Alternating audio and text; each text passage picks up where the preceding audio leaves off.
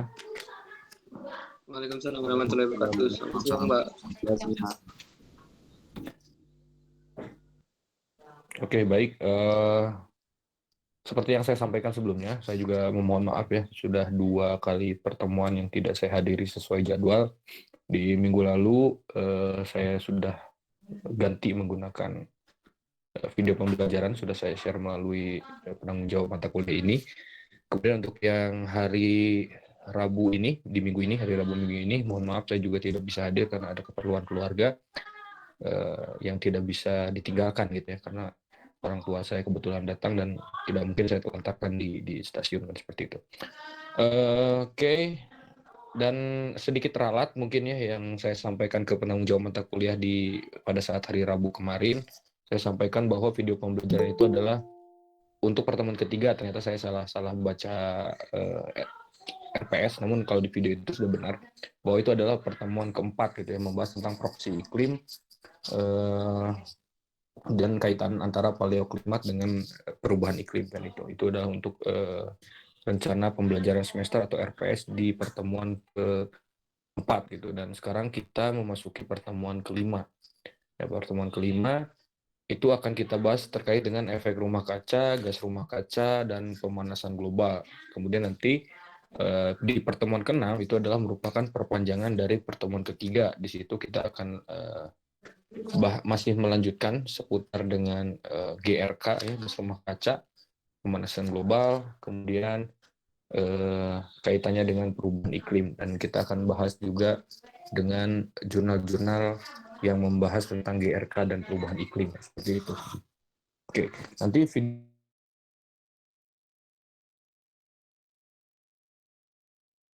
penting-pentingnya, kemudian di video tersebut di part 2 kalau nggak salah itu ada tugas ya, jadi silahkan kalian saksikan di situ tugasnya apa. Nanti di situ juga ada pengumpulan tugasnya kapan. Oke, kita masuk ke materi saja langsung.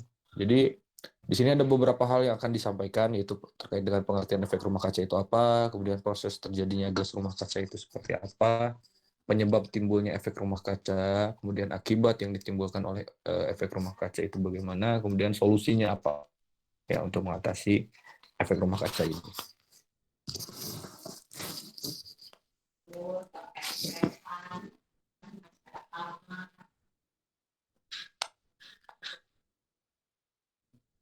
Oke, sebentar.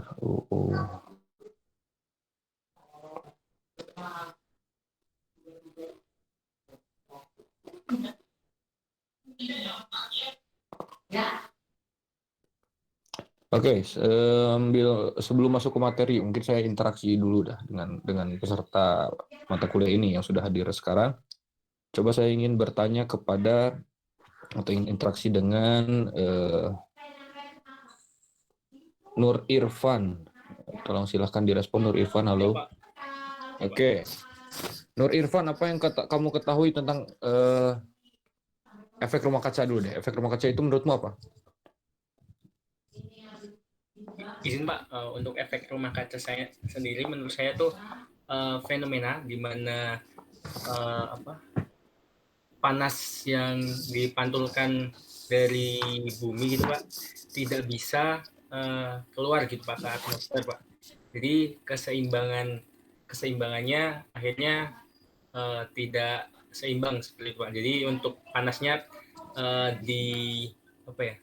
terjebak di atmosfer dan kembali lagi ke bumi nantinya Pak. Mungkin itu dari saya. Oke.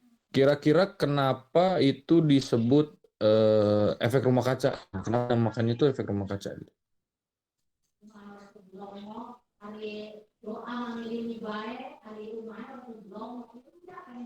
Pak, ini saya lagi apa ya?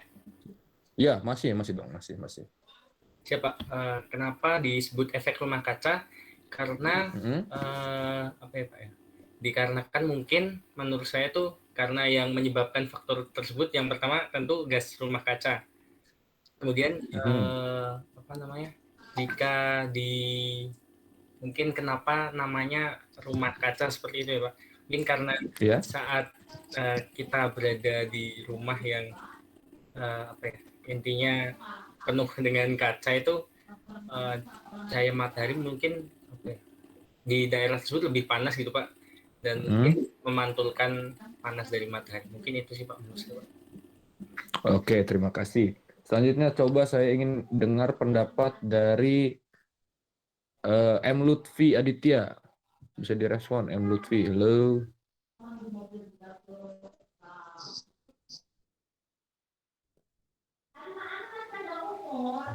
Adakah M. Lutfi? Oke. Oke, M. Lutfi, menurut pendapatmu gimana? Kenapa disebutnya efek rumah kaca, nggak efek rumah kardus gitu atau efek rumah bambu gitu atau apa? Kenapa tuh efek rumah kaca? Izin Mbak, setahu saya itu kenapa disebut efek rumah kaca. Jadi kan efek rumah kaca itu seperti apa ya, kemampuan atmosfer bumi untuk mempertahankan atau memerangkap dari panas matahari yang masuk gitu.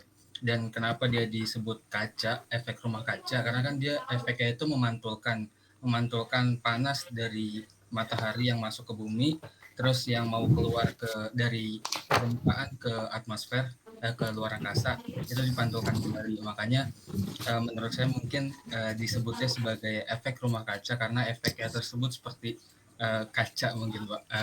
Dan kalau kardus gitu kan emang dia nggak seperti itu Pak. Mungkin itu Pak. Oke, baik. Sudah mulai mengerucut ya. Kita coba satu lagi deh. Satu lagi kita ke Harasta Yukda Anzar. Bisa direspon, halo? Ya Pak. Oke, ya masih terkait dengan yang efek rumah kaca itu. Cuman agak sedikit berbeda nih pertanyaan. Menurutmu efek rumah kaca itu apakah dia sesuatu hal yang katakanlah memang ada gitu ya, memang ada dan harus ada gitu, atau sesuatu yang tidak boleh ada gitu. Jadi tidak boleh ada efek rumah kaca nih di muka bumi ini, atau bagaimana menurut pendapatmu kira-kira? Ya Pak, mohon izin jawab Pak. Jadi untuk efek rumah kaca ini memang sudah ada dan memang harus ada gitu Pak. Karena tadi seperti yang sudah dijelaskan oleh Lutfi, kaca ini kan diambil dari nama kaca itu memantulkan atau menangkap dan memerangkap panas yang dipancarkan dari matahari gitu Pak. Jadi yang namanya efek gas rumah kaca ini harus ada, tapi dia itu harus ada limitnya gitu Pak, atau tidak boleh berlebihan. Karena nantinya akan menimbulkan efek-efek yang kurang baik seperti itu Pak. Kalau pendapat saya. Terima kasih.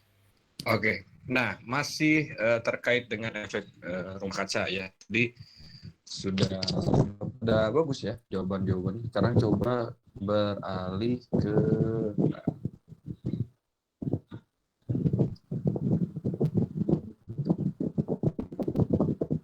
kita coba tanya Firmansyah. Coba bisa direspon Firmansyah. Halo.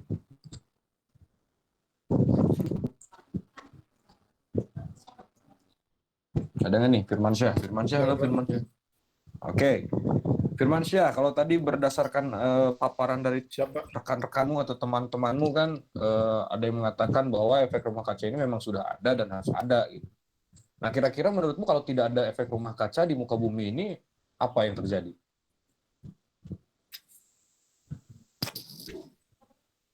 Siap, mohon izin Pak, izin untuk menjawab.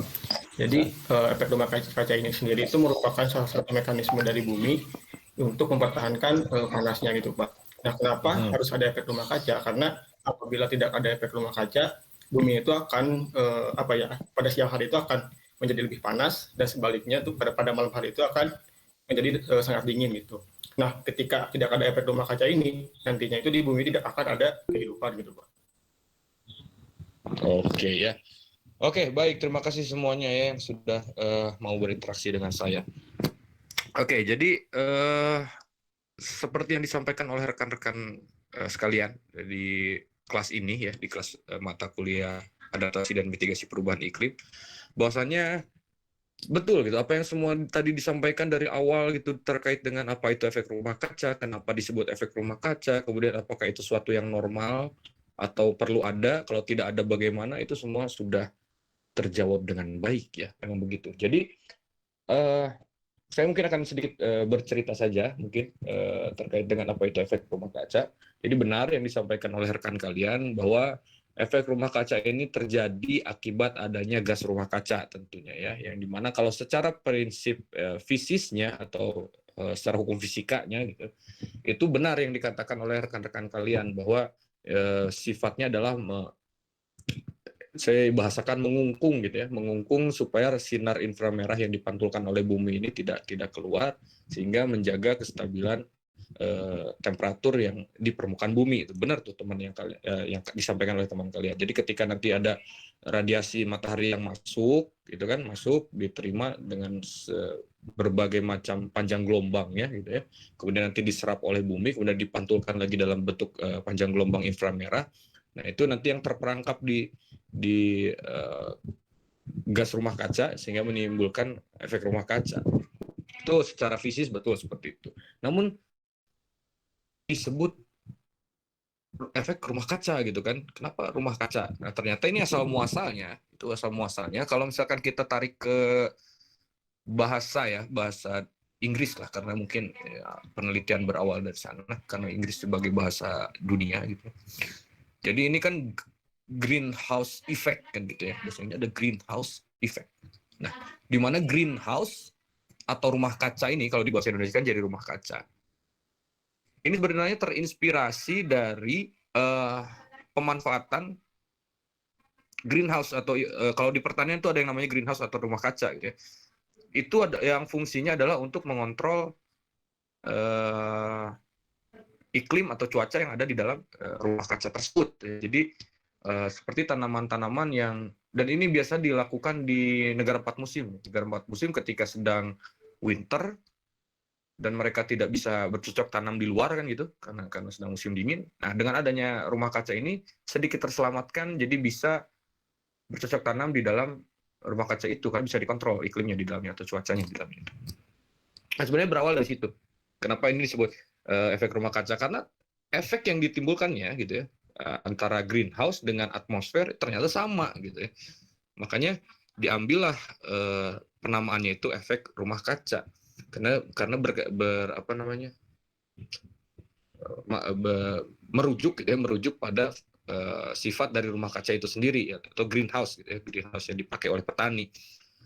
Nah, jadi dia greenhouse itu kan dia memerangkap radiasi matahari yang mampu meningkatkan suhu yang ada di dalamnya sehingga ketika musim dingin di dalamnya itu tetap hangat gitu ya, tetap hangat sehingga tanaman masih tetap bisa tumbuh di dalamnya seperti itu.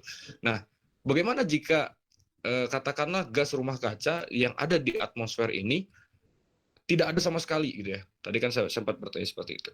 Kalau tidak ada sama sekali, ini menjadi masalah juga. Karena betul disampaikan rekan kalian, pada saat siang hari akan sangat panas. Karena tidak ada yang memfilter itu ya, sinar ultraviolet masuk semua apa segala macam. Panjang gelombang dari yang terpendek sampai yang terpanjang itu masuk semua radiasi. Maka ini akan sangat berbahaya juga bagi kesehatan manusia. Dan pada saat malam hari, ketika bumi ini mengeluarkan atau mengemisikan panjang gelombang inframerah, gitu ya, panjang gelombang inframerah diemisikan oleh bumi, ini tidak ada yang memerangkap gitu, karena nggak ada efek rumah, nggak ada greenhouse effect itu, greenhouse effect dan greenhouse gas gitu ya, nggak ada gas rumah kaca itu, sehingga langsung dilepaskan ke atmosfer, ke luar angkasa sana gitu kan, sehingga ketika malam maka suhunya itu kan menurun secara drastis gitu ya. Nah, kenapa sekarang di malam hari kita masih bisa kadang merasa gerah atau merasakan ya masih dalam batas manusia bisa hidup lah, itu karena adanya itu gitu, adanya efek rumah kaca itu atau adanya gas rumah kaca di atmosfer yang memerangkap emisi inframerah dari permukaan bumi gitu, sehingga menyebabkan suhu di permukaan bumi di bawah lapisan atmosfer itu atau di bawah lapisan gas rumah kaca itu menjadi masih bisa dihuni oleh manusia secara suhu gitu ya. Nah, seperti itu karena berdasarkan penelitian gitu, apabila di bumi ini tidak ada efek rumah kaca, ya kemungkinan suhu rata-rata bumi ini bisa berada ya kalau malam hari itu bisa di bawah 19 derajat dari suhu air yang membeku. Suhu air yang membeku kan 0 derajat nih, berarti bisa sampai minus 19 derajat Celcius gitu. Sangat dingin sekali gitu kalau misalkan efek rumah kaca ini tidak ada gitu. Jadi betul sekali apa yang disampaikan oleh rekan kalian bahwa efek rumah kaca bukan hal yang harus dihilangkan gitu. Memang ada gitu, memang sudah ada dan secara alami atau secara natural itu bermanfaat bagi manusia. Nah, benar juga sampai yang tadi disampaikan oleh rekan kalian bahwa tergantung dari kadarnya. Kalau kadarnya melebihi ambang batas, nah ini akan jadi masalah juga justru gitu ya. Karena ini akan jadi masalah ketika konsentrasi gas rumah kaca ini terlalu berlebih, maka radiasi inframerah yang diemisikan oleh permukaan bumi ini diperangkap semua gitu, tidak ada yang diteruskan gitu karena terperangkap semua oleh gas rumah kaca yang konsentrasinya tinggi gitu ya, berlebih. Maka menjadi kenaikan suhu di bumi gitu ya, dari biasanya jadi ada anomali di situ, Nah, inilah yang nantinya ada kaitannya dengan pemanasan global gitu, terkait dengan meningkatnya konsentrasi gas rumah kaca seperti itu. Nah, ini ya, silakan kalau mau dibaca dulu. Jadi istilah efek rumah kaca itu kan greenhouse ya kalau dalam bahasa Inggris.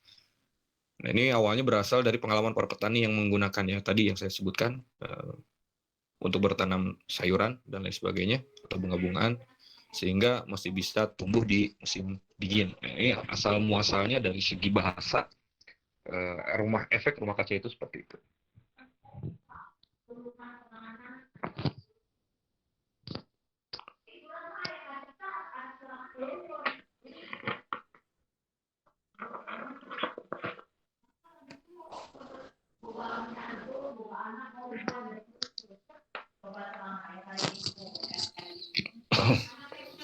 Nah,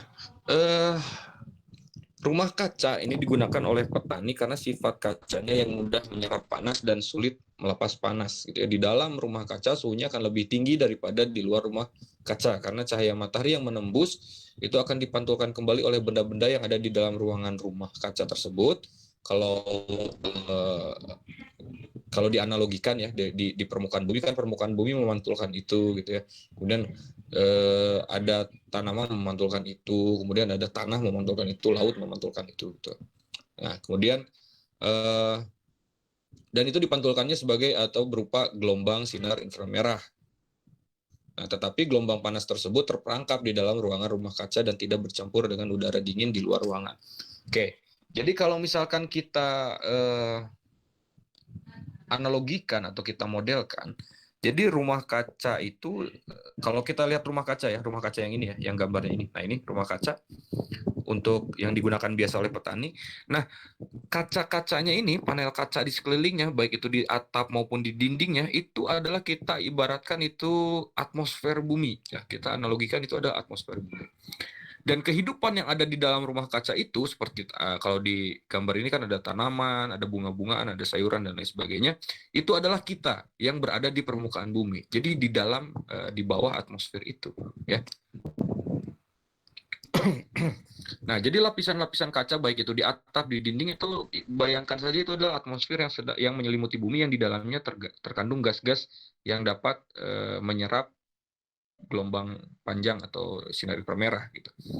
Nah, itu makanya kita bisa sebut gas yang menyebabkan efek dari rumah kaca ini kita sebut dengan rumah kaca. Jadi jangan terbalik ya. Jangan sebut efek rumah kaca itu karena ada gas rumah kaca, bukan, tapi gas rumah kaca dinamakan gas rumah kaca karena dia menimbulkan efek rumah kaca, gitu ya. Gitu. Jadi bukan efek rumah kacanya yang karena ada gas rumah kaca gitu. Jadi jangan terbalik. Jadi kalau ditanya kenapa dinamakan efek rumah kaca, oh ya karena di situ ada gas rumah kaca, salah, bukan gitu ya. Tapi kenapa dia disebut efek rumah kaca? Karena secara sistemnya itu menyerupai sistem rumah kaca yang biasa digunakan oleh petani kan gitu. Makanya disebut efek rumah rumah kaca. Jadi berefek seperti di dalam rumah kaca. Nah, gitu. Nah, lantas apa penyusun dari yang menyebabkan efek rumah kaca itu? Yaitu adanya gas-gas yang menyelimuti atmosfer yang seperti fungsi kaca pada rumah kaca petani. Nah, gas-gas tersebut dinamakan gas rumah kaca karena fungsinya menyerupai itu, gitu. Menyerupai panel kaca yang ada di rumah kaca untuk petani itu. Nah, sifat-sifat dari gasnya itu fungsinya sama seperti itu. Maka disebut gasnya itu gas rumah kaca. Nah, gas rumah kacanya itu apa saja? Ada banyak gitu ya, ada beberapa lah. Nanti kita akan coba lihat di slide-slide selanjutnya. Nah, ini. Oke, gas rumah kaca ini terdiri dari salah satunya adalah uap air. Uap air adalah gas rumah kaca yang timbul secara alami dan bertanggung jawab terhadap sebagian besar dari efek rumah kaca. Nah, uap air biasanya kan dalam bentuk awan ya, kalau di kita gitu, yang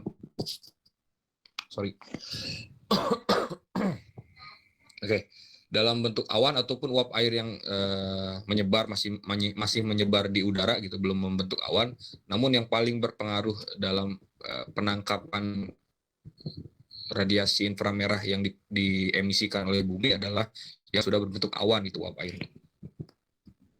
Oke. Uap air atau kita katakanlah awan gitu ya, itu bisa memerangkap sinar inframerah atau gelombang panjang inframerah yang dilepaskan atau diemisikan oleh permukaan bumi di malam hari.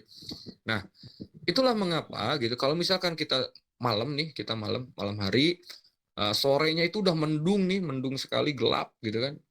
Namun tidak terjadi hujan dan awan itu tetap ada gitu ya, tetap ada sampai dengan malam hari. Dan yang terjadi adalah apa? Yang terjadi adalah gerah gitu ya. Karena dari pagi sampai siangnya kita menerima radiasi matahari yang sangat tinggi, katakanlah seperti itu. Nah, kemudian sore saat terbentuknya awan dan sampai dengan malam hari ditungguin malah tidak turun hujan gitu ya, malah tidak hilang, dan awan itu berada di tepat di atas kita. Nah, maka yang terjadi adalah di situ akan terasa suhunya lebih panas dan kita akan merasa lebih gerah ya. Kalau panas itu karena efek dari rumah kacanya itu, awan sebagai rumah kaca. Nah, kalau gerahnya itu ditimbulkan dari sudah jenuhnya udara yang ada di sekitar kita gitu, karena radiasi yang intens dari pagi sampai siang hari sudah banyak menguap, kemudian RH atau relative humidity di lingkungan kita menjelang sore dan malam hari itu sudah mencapai 100%, sehingga kita sudah tidak bisa melepas lagi keringat kita, tidak bisa diuapkan ke udara gitu karena sudah jenuh, sehingga timbullah gerah kan seperti itu. Itulah kenapa kok ini mau hujan tapi kok gerah ya gitu. Itu karena hal ini gitu. Dan berbanding terbalik apabila misalkan hujannya itu terjadi di sore hari gitu. Sore hari udah hujan, kemudian pada saat malam hari terjadi fenomena clear sky gitu, di mana tidak ada tutupan awan. Nah, fenomena clear sky ini justru membuat kita menjadi lebih dingin gitu, karena pada saat malam hari di mana bumi ini mengemisikan sinar inframerah itu tidak ada yang menghalangi gitu, langsung terlepas ke atmosfer luas gitu ya. Maka terjadilah malam yang memiliki suhu yang lebih dingin gitu dari biasanya.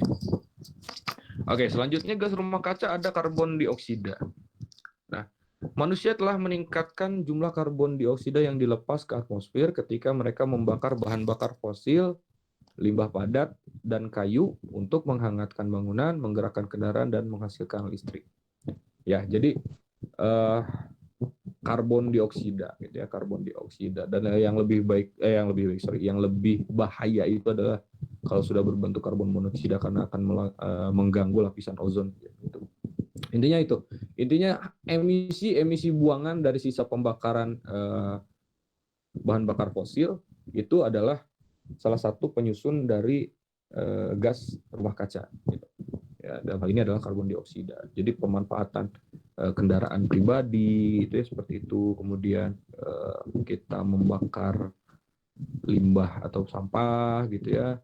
Kemudian dan lain-lainnya itu betul dapat merusak lingkungan karena dia memberikan kontribusi terhadap meningkatnya konsentrasi gas rumah kaca gitu ya. Lagi-lagi seperti yang disampaikan rekan kalian, gas rumah kaca itu baik adanya, namun ketika konsentrasinya melebihi ambang batas yang disebabkan oleh aktivitas manusia, gitu, itu yang jadi masalah.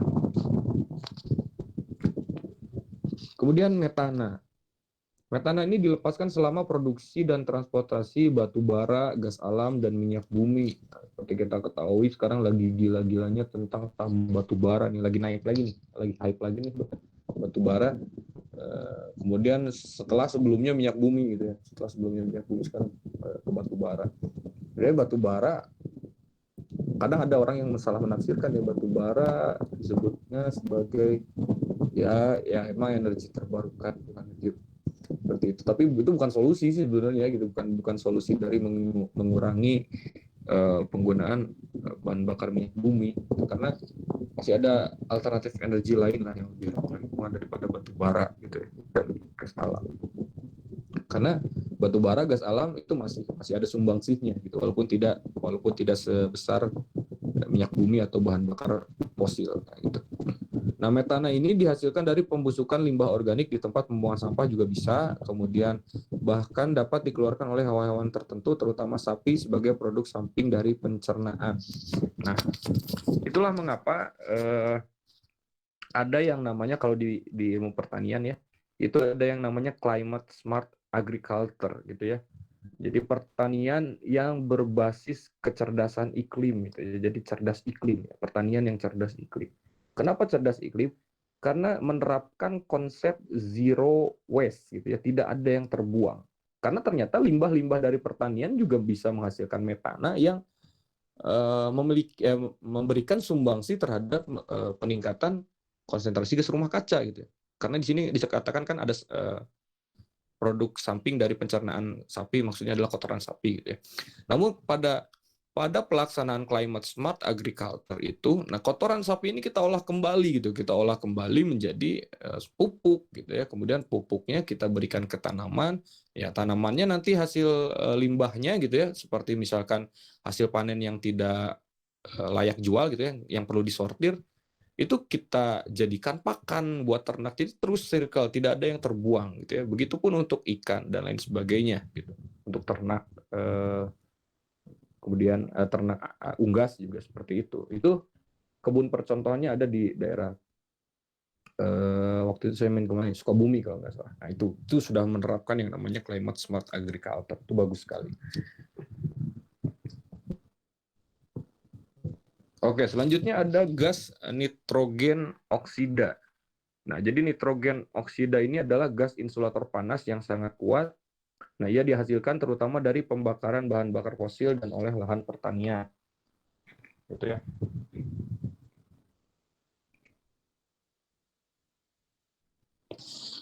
Kemudian ada juga gas lainnya. Nah, sedikit informasi tambahan bahwa gas rumah kaca ini adalah secara alami memang ada di atmosfer kan, seperti itu. Menurut protokol Kyoto, ini hanya informasi tambahan aja, menurut protokol Kyoto, GRK ini terdiri dari 6 jenis katanya ya, terdiri dari 6 jenis, yaitu 1 CO2, yang kedua CH4, yang ketiga N2O atau nitrous oxide, kemudian yang keempat itu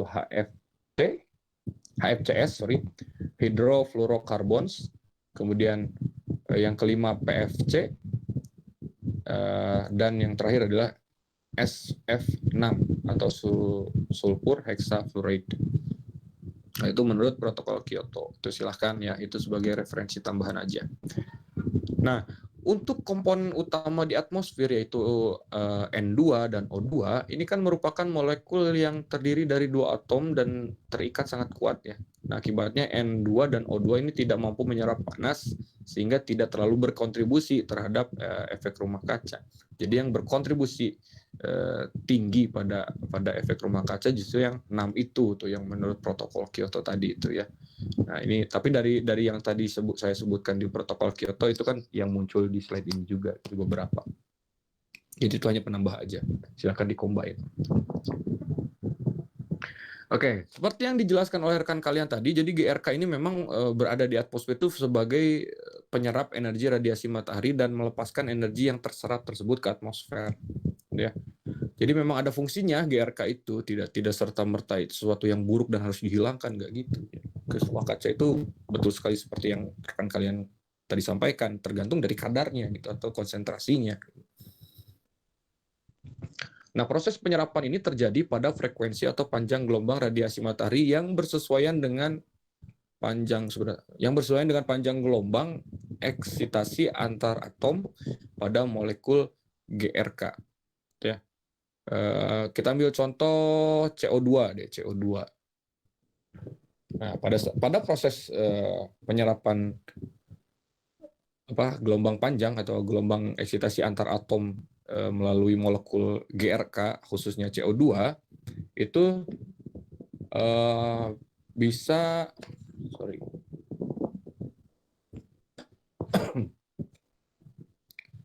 bisa terjadi pada panjang gelombang tertentu, ya.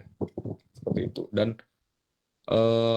keberadaan gas rumah kaca berdasarkan lifetime-nya itu paling tinggi adalah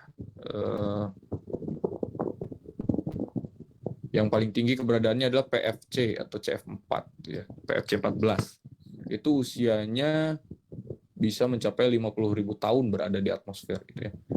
Nah, tapi berdasarkan potensi daya rusaknya, justru yang paling tinggi adalah SF6 atau sulfur hexafluoride, meskipun usianya di atmosfer itu sekitar 3.200 tahun. Nah, kalau karbon dioksida ini ya ratusan tahun lah, namun potensi daya rusak per 100 tahunnya hanya 1 nilainya. Kira-kira seperti itu. Nah, bagaimana terkait dengan proses, bukan proses tapi proses terjadinya gas rumah kaca. Nah, secara sederhana, proses terjadinya efek rumah kaca ini dimulai saat panas matahari merambat dan masuk ke permukaan bumi.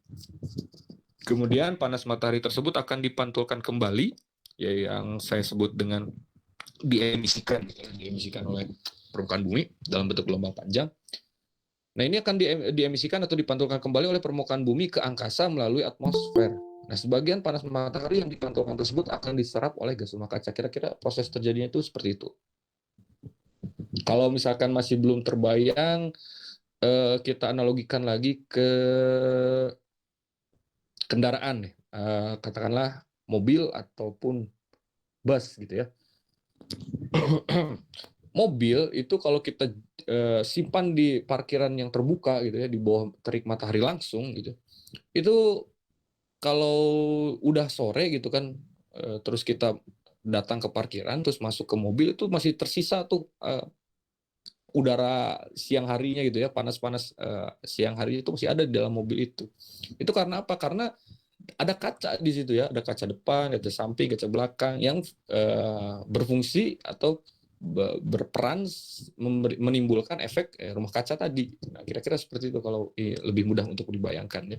Jadi terperangkap kan si radiasi yang sudah diterima sepanjang hari itu, pada saat sore hari dia tidak mudah untuk dilepaskan karena terperangkap adanya kaca-kaca tadi itu. Oke. Nah, itulah yang menyebabkan suhu bumi menjadi lebih panas. Kalau misalkan konsentrasinya terlalu tinggi atau melebihi ambang batas, nah ini yang menjadi masalah, gitu. Nah, karena akan semakin banyak juga yang terperangkap di bumi, gitu. Jadi pemanasan global aja nantinya, gitu. Mencair aja es di kutub, meningkat aja suhu tinggi muka laut, gitu kan. Nah, itu udah kemana-mana merembetnya, gitu. Hanya karena peningkatan konsentrasi gas rumah kaca bisa menyebar kemana-mana permasalahannya. Nah, kalau secara ilmiahnya kira-kira seperti inilah, ya. Panas matahari merambat melalui atmosfer, diteruskan ke bumi. Sebagian panas matahari bisa diserap oleh bumi dan memanasinya, namun ada juga yang sudah dipantulkan saat menyentuh atmosfer. Ada yang diterima oleh bumi kemudian dipantulkan kembali, terperangkap oleh gas rumah kaca atau permukaan atmosfer, dan dibalik lagi ke bumi sehingga terperangkap di dalamnya, gitu ya. Nah, kira-kira seperti inilah ilustrasi yang ilmiahnya. Gitu. Nah, kemudian penyebab timbulnya efek rumah kaca. Nah, efek rumah kaca ini disebabkan karena naiknya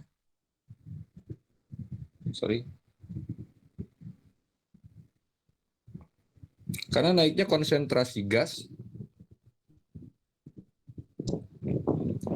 Karena naiknya konsentrasi gas karbon dioksida dan gas lain-lainnya ya, seperti yang tadi disebutkan di protokol Kyoto itu yang ada berapa? 6 ya, ada 6.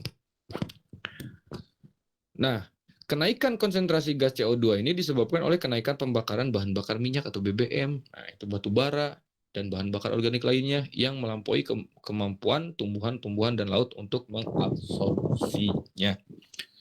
Nah, kemudian gas rumah kaca ini dapat dihasilkan baik secara alamiah maupun dari hasil kegiatan manusia, namun sebagian besar yang menyebabkan terjadi perubahan komposisi gas rumah kaca di atmosfer adalah gas-gas buang yang teremisikan ke angkasa. Nah, gitu ya. Jadi yang perlu kita perhatikan adalah komposisinya, gitu. Komposisi gas rumah kacanya ini apakah sudah melebihi ambang batas atau tidak? Kalau sudah melebihi ambang batas dan bisa memicu terjadinya pemanasan global, nah lagi-lagi itu yang perlu diperhatikan, gitu ya. Namun pada penyampaiannya, gitu ya, terkadang salah paham gitu di masyarakat luas bahwa begitu mendengar istilah efek rumah kaca, wah ini global gitu, atau gas rumah kaca, wah ini pemanasan global. Belum tentu gitu, karena efek rumah kaca, gas rumah kaca itu memang sudah ada gitu, dan secara alamiah terjadi gitu ya. Secara alamiah itu terjadi. Gitu. Justru perlu edukasi kepada masyarakat itu apa sih yang bisa menyebabkan meningkatnya konsentrasi gas rumah kaca. Nah, itu yang perlu diedukasi.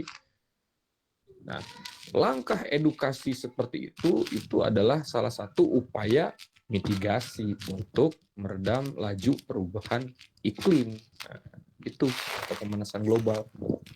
Itu adalah mitigasinya di situ.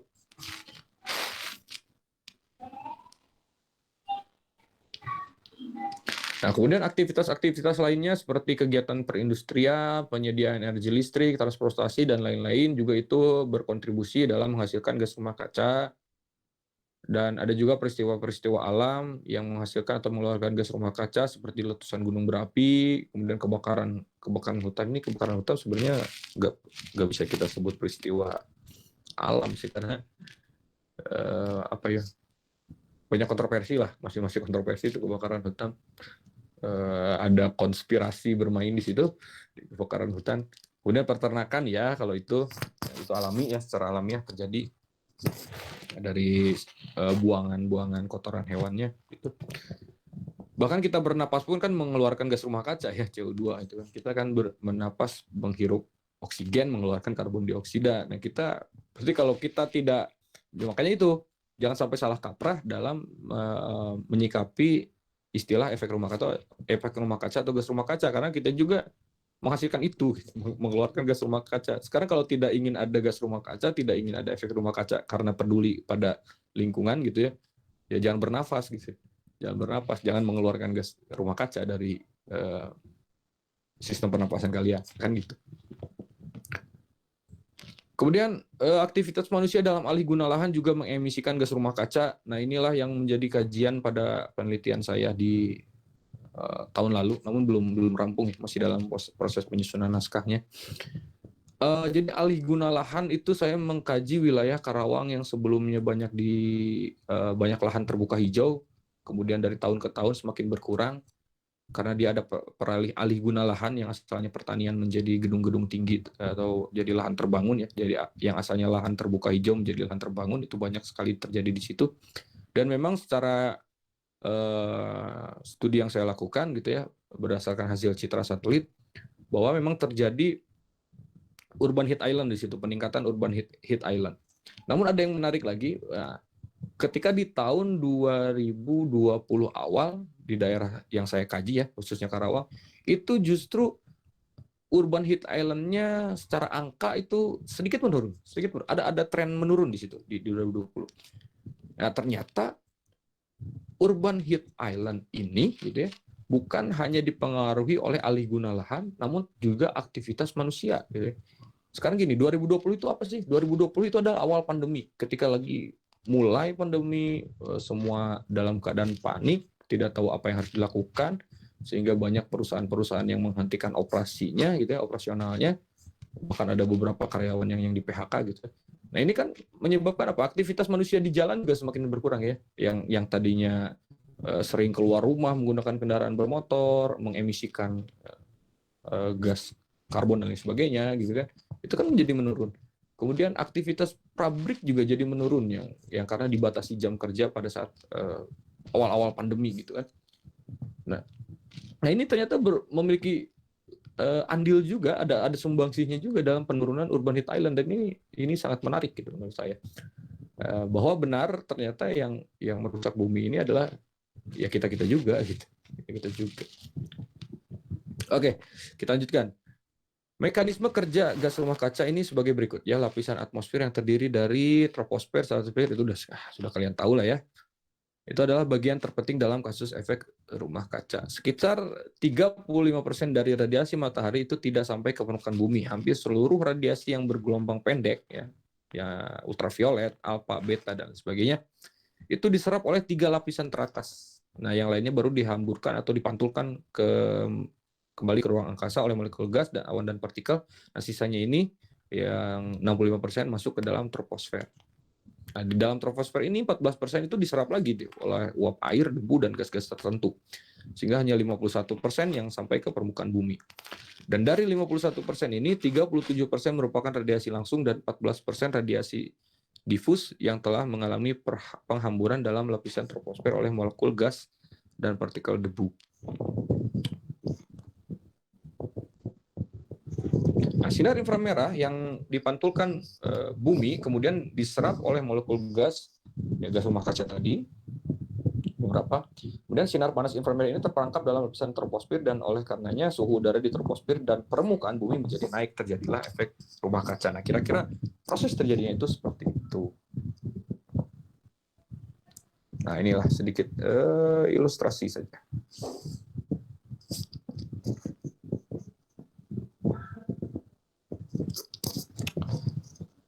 Oke, baik. Kira-kira begitu untuk pertemuan kali ini. Hanya membahas tentang efek rumah kacanya dulu, belum kita ke pemanasan global, kemudian fakta seputar GRK dan pemanasan global, kita belum masuk ke situ. Itu nanti kita akan kaji atau diskusi ya. Kita mulai diskusi minggu depan. Nah, minggu depan kita mulai diskusi terkait pemanasan global dan kaitannya dengan efek rumah kaca atau gas rumah kaca. Jadi begitu intinya, pada intinya, efek rumah kaca atau gas rumah kaca itu secara alami terjadi di muka bumi ini. Ya. Kemudian efek rumah kaca, gas rumah kaca belum tentu menjadi penyebab adanya kenaikan suhu di bumi atau meningkatnya pemanasan global dan meningkatnya laju perubahan iklim, belum tentu. Itu masih dipengaruhi atau dilihat lagi dari konsentrasi gas rumah kacanya itu sendiri di atmosfer ada seberapa banyak gitu ya konsentrasinya. Nah, intinya adalah seperti itu. Itu adalah inti dari pertemuan kita pada kali ini. Semoga kalian dapat memahami itu. Nah, sekarang waktu sudah menunjukkan jam 14.12 ya, jam 14.12. Nah, nanti di agenda perkuliahan kali ini itu selain pemaparan materi tadi yang saya sampaikan barusan, kemudian kita juga sudah lakukan interaksi tadi di awal, ada hal yang ingin saya share ke kalian yang ingin yang jadi bahan diskusi untuk pertemuan selanjutnya atau pertemuan minggu depan. Ini menarik ya, nanti ada video. Video itu berisikan tentang isunya ya, isu yang diangkat dari video itu adalah terkait dengan perubahan iklim dan pemanasan global dan sikap Indonesia yang menghentikan kerjasamanya dengan Norwegia kalau nggak salah dalam menekan laju perubahan iklim. Nah, ini tanda tanya sekali kan. Nah, kenapa Indonesia menghentikan kerjasama itu? Gitu. Apakah Indonesia tidak peduli lingkungan atau gimana? Nah, itu nanti disimak baik-baik videonya, masih ada waktu sampai dengan akhir perkuliahan. Silakan nanti saya share link videonya melalui penanggung jawab penanggung jawab mata kuliah ini. Nanti kalian buat resumenya ya, buat resumenya. Nah, mungkin kita bagi kelompok saja, ini jadikan tugas kelompok, kita diskusi kelompok di minggu depan. Kita bagi kelompok menjadi 3 kelompok saja lah. Nah, 3 kelompok saja, tidak usah banyak-banyak.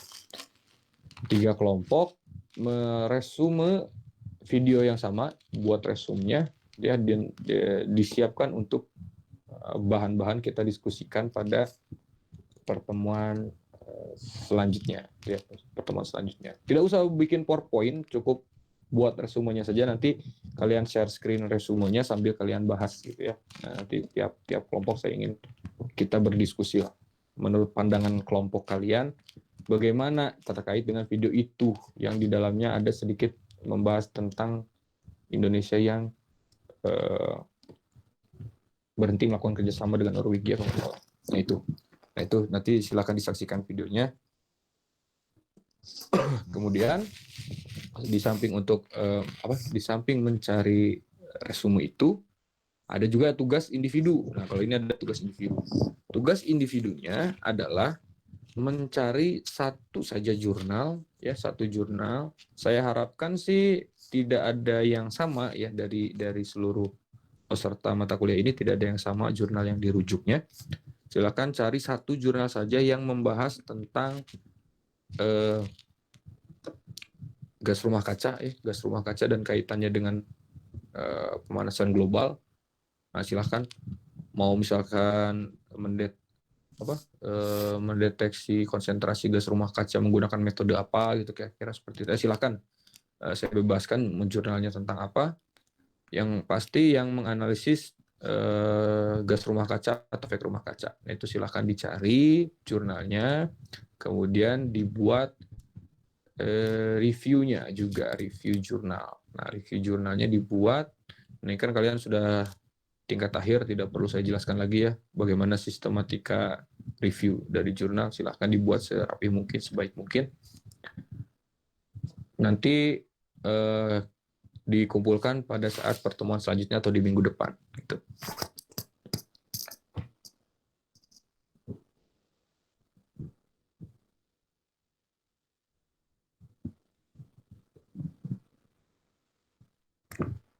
Oke, baik. Saya rasa itu yang bisa disampaikan. Nanti setelah ini saya langsung kirimkan ya link video yang ini ya, link video yang perlu kalian review ya, yang perlu kalian analisis. Nanti kalian silahkan langsung disimak saja. Jadi bukan berarti saya mengakhiri perkuliahan ini, tapi manfaatkan waktu yang ada sampai dengan berakhirnya perkuliahan ini untuk menyimak video tersebut. Begitu. Oke, saya mohon maaf. Sekali lagi saya sampaikan mohon maaf atas ketidaksesuaian jadwal perkuliahan kita selama 2 kali pertemuan. Kita berjumpa lagi di minggu depan untuk tanya jawab ataupun diskusi, karena minggu depan masih perpanjangan dari materi saat ini.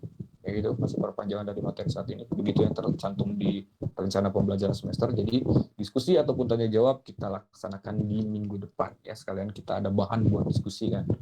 Bahan diskusinya itu adalah video tersebut dan juga hasil penelusuran jurnal dari kalian. Kira-kira seperti itu yang dapat saya sampaikan. Kurang lebihnya saya mohon maaf. Terima kasih sudah hadir pada pertemuan kali ini. Jangan lupa untuk dikerjakan tugas-tugasnya. Akhir kata, wassalamualaikum warahmatullahi wabarakatuh. Terima kasih. Waalaikumsalam. Terima kasih, Pak. Terima kasih, Pak. Ya, saya izin live ya. Nanti saya langsung kirimkan videonya melalui PJ mata kuliah. Terima kasih.